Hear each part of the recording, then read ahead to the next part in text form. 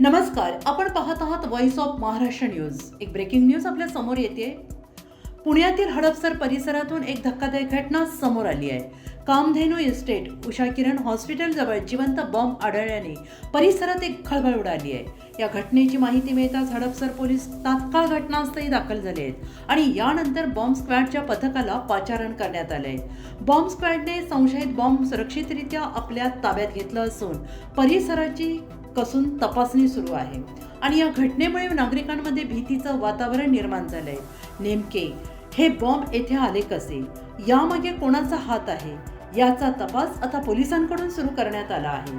अधिक माहितीसाठी पाहत रहा व्हॉइस ऑफ महाराष्ट्र न्यूज।